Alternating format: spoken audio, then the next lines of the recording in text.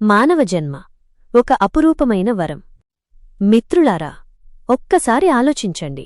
ఈ ప్రపంచంలో 84 లక్షల జీవరాశులు ఉన్నాయి. కాని వాటన్నింటినీ దాటి ఎన్నో జన్మల పుణ్యఫలంగా మనకు లభించిన అపురూపమైన వరం ఈ మానవ జన్మ.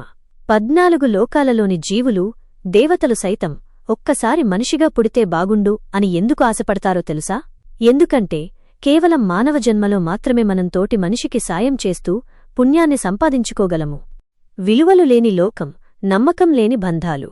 ఈ ఘోర కలియుగ ప్రభావం మనపై పడకుండా మనల్ని మనం కాపాడుకోవాల్సిన సమయం ఆసన్నమైంది. కలియుగ ధర్మం, భక్తి చాలా సులభం. కృతయుగంలో తపస్సు, త్రేతాయుగంలో యజ్ఞయాగాలు, ద్వాపరయుగంలో అర్చనలు, ఇవన్నీ చాలా కఠినమైన నియమాలు. కాని ఈ కలియుగంలో ఆదిశక్తి మరియు పరమాత్మ మనకు ఒక గొప్ప అవకాశమిచ్చారు.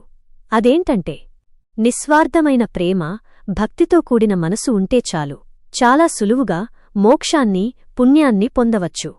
అసలు కలియుగానికి దేవుడు ఎందుకు ఇలాంటి సులువైన మార్గాన్నిచ్చారో తెలుసా? ఆ విషయాన్ని మనం ముందు తెలుసుకుందాం. నేటి దైవిక నామం సింహాసనేశ్వరి. ఈ రోజు మనం సింహాసనేశ్వరి నామాన్ని స్మరించడం వల్ల కలిగే అద్భుత ప్రయోజనాలు ఇవే. ఆత్మవిశ్వాసం. ఈ నామస్మరణ మీలో తెలియని ధైర్యాన్ని నింపుతుంది. సమాజంలో తల ఎత్తుకుని బ్రతికే శక్తినిస్తుంది. నిర్ణయాధికారం. మనసులోని గందరగోళం తొలగి సరైన నిర్ణయాలు తీసుకునే విచక్షణ జ్ఞానం పెరుగుతుంది. రక్షణ కవచం. మన చుట్టూ ఉండే అసూయ, ద్వేషం వంటి నెగటివ్ వైబ్రేషన్స్ నుండి ఈ నామం రక్షణగా నిలుస్తుంది. గౌరవం మరియు బాధ్యత. ఉద్యోగ వ్యాపారాల్లో ఉన్నత స్థితిని, సమాజంలో గౌరవాన్ని మరియు క్రమశిక్షణను ప్రసాదిస్తుంది. ముగింపు. చూశారుగా, దైవనామంలో ఎంత శక్తి ఉందో.